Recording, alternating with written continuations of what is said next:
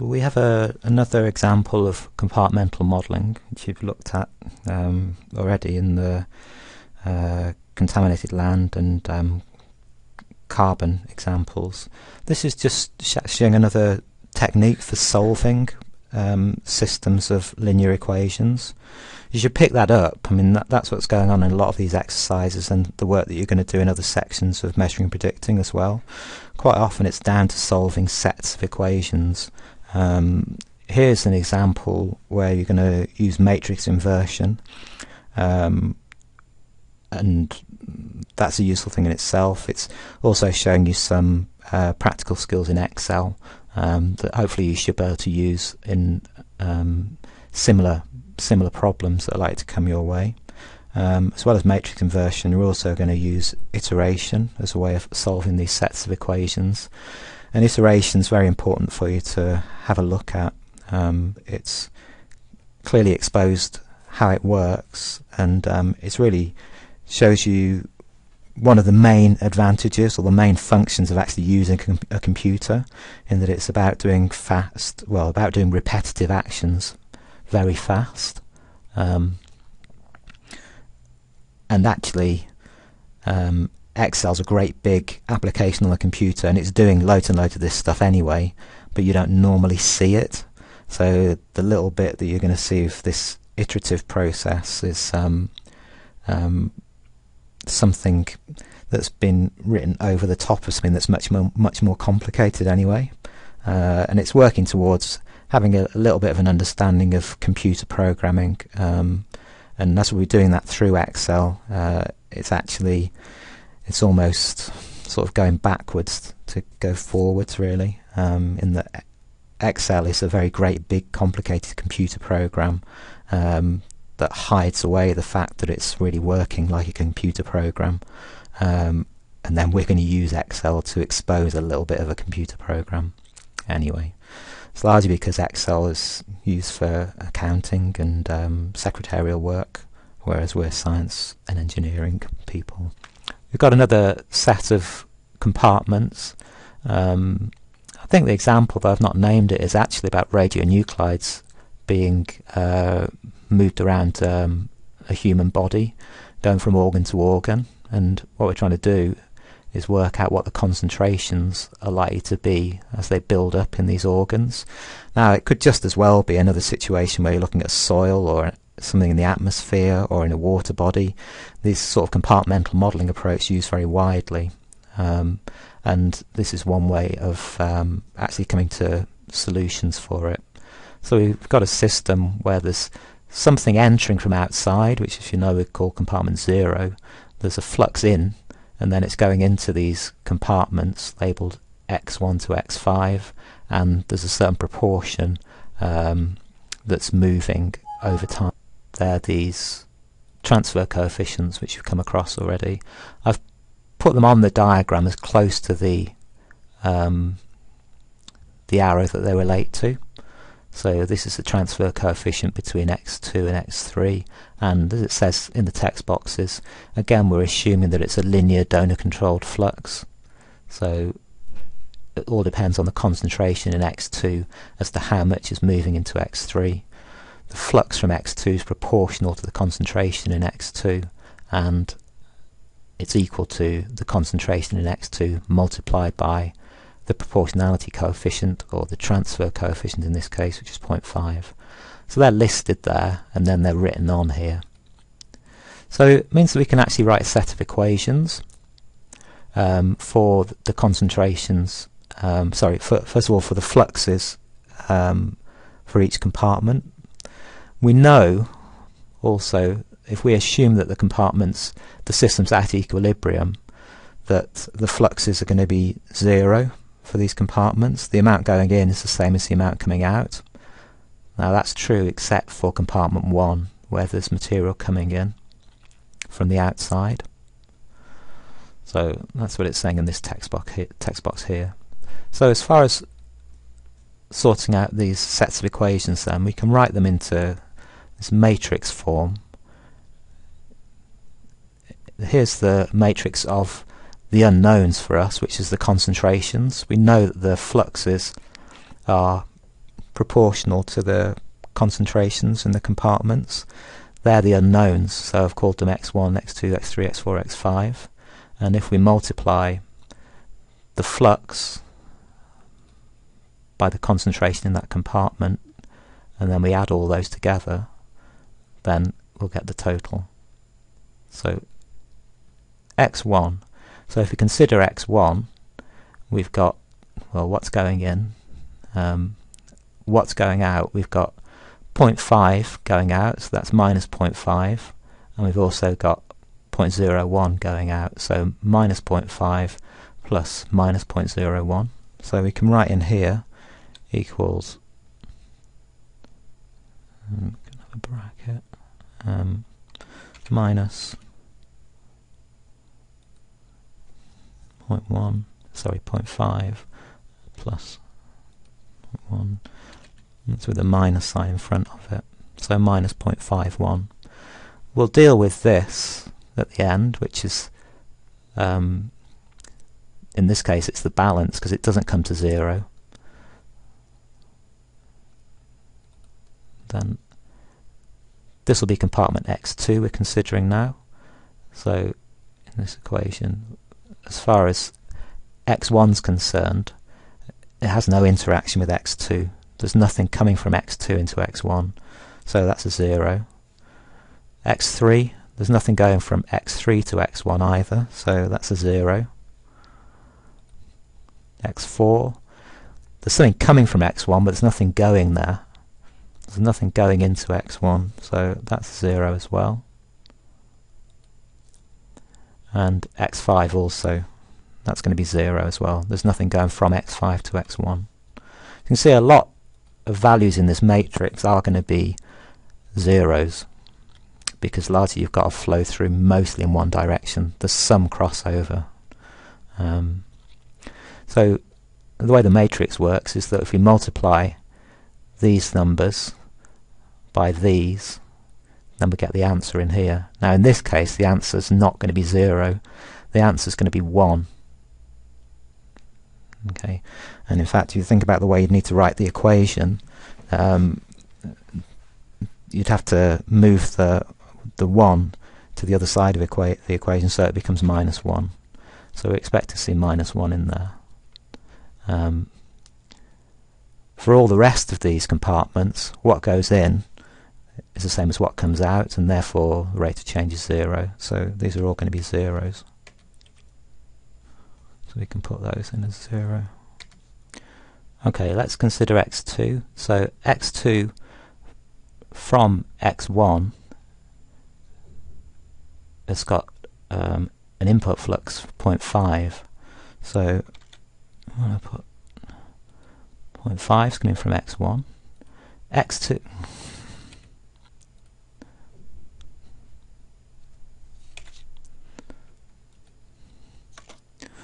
0.5 is coming from x1. x2 itself has got a flux going out, so that's going to be negative. And the flux going out is also 0.5. x3, it's got nothing to do with x3. There's something going to, but there's nothing coming from, so that's going to be 0. x4, also not connected, 0. x5, also not connected, 0. So x3, with respect to x1, x3, x1, not connected, so nothing coming from there. x2, as far as x3 is concerned, yeah, we've got something coming from there. We've got 0.5.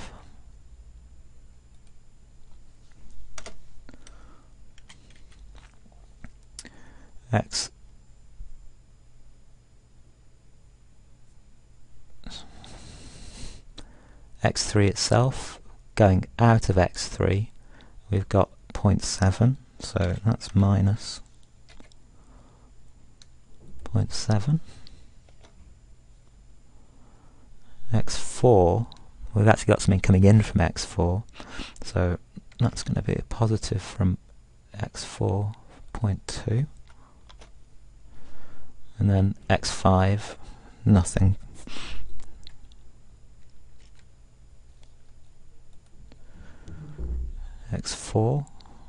Consider x4, how does it relate to x1, x4, x1.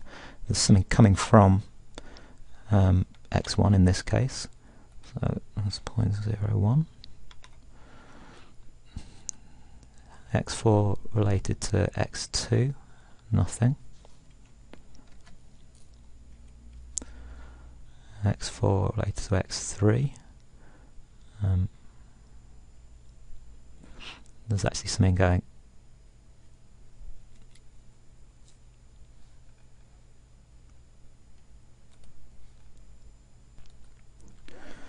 coming from x3, there's nothing. And then x4 itself, there's a flux from x4. I mean, it's going to x3, but there's a flux from x4, which is equal to 0.2. That needs to be minus. And then x5, x4 not connected, 0. x5 related to x1, no connection. x5 to x2, no connection. x5 to x3, there's a flux from x3, that's equal to 0.7 into x5, and x5 x4, no connection, and x5 and from x5, so we've got minus 0.5. Okay, so just to be clear what you've got now, this coefficient matrix, all this means is that minus 0.51 x1 plus 0 times x2 plus 0 times x3 plus 0 times x4 plus 0 times x5 equals minus 1, which should ring a bell with you. That's the case. That's the equation. x2 0.5 times x1 minus 0.5 x2 plus 0 times x3, 0 times x4, 0 times x5 equals 0. Okay, so that is at equilibrium. So we've got a set of 5 simultaneous equations, and we're trying to get solutions for 5 variables, 5 concentrations. So it's noted here, we call this A, the coefficient matrix, call it A. If you multiply A by X, which is what we're doing in turn, as I went through, explain each of these is multiplied by these. If you multiply, that's a multiply sign, by the concentration matrix, the results will be this, okay, which is the fluxes. Now, the unknown for us is what the concentrations are. We'd like to find out the concentrations. So, as written down in the text box, A times X equals M. So, therefore, X equals M times 1 over A. M times 1 over A. So, we need to find out what 1 over this coefficient matrix is. And that's actually a matrix inversion. You can invert a matrix. There's various ways of doing it if you do it by hand, but really no one would want to do it by hand. It's effectively the same ways you've solved sets of simultaneous equations, but it's a very mechanical process to go through. It's very easy to get wrong, and actually there's a function in Excel built in which allows you to do it directly. So that's what we're going to do here, and it's another array function which you've come across already in your frequency distributions.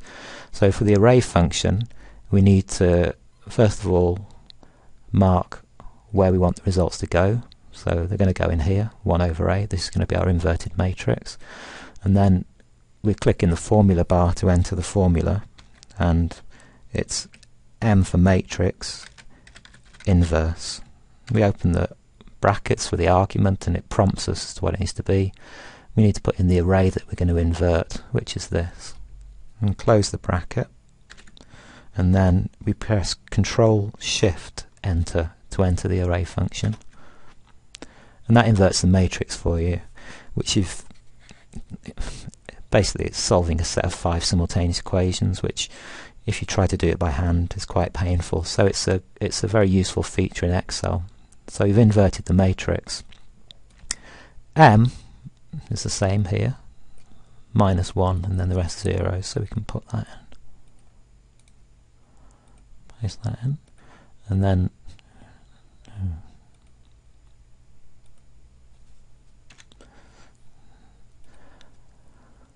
what we need now is to multiply this matrix, the inverted matrix, by M, and then the answer will go in there.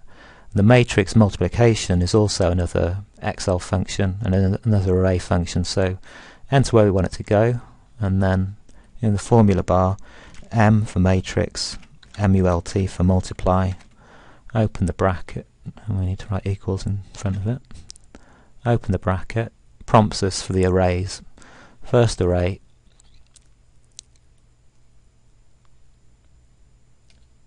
is the inverted matrix, then we put a comma, and then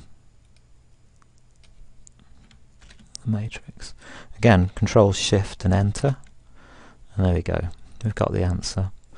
So these are the concentrations that we'd actually get building up in these compartments. Now what you can do is obviously complete the spreadsheet, but then you can have a play around. Try changing some of these transfer coefficients. So if the rate at which the contaminant was moving from the lymphatic system into the blood, which is what these compartments might be, or into the liver, if it actually was found to be at a faster rate, then you could raise that. If you raised it to 0.4, and you see it makes very little difference, and that's because there's very little coming this way anyway. It's only 0.01, so changing this makes very little difference. We change that back, but if you were to change this, if you drop that down to 0.1 rather than 0.5, and you see it changes things much more radically. So have a play around with that, and if you've got that spreadsheet set up, then it's easy enough for you to make changes in the coefficients or even the connections between the compartments if you're asked to do that, and then you could come up with the answer for what the concentration would be in a particular compartment.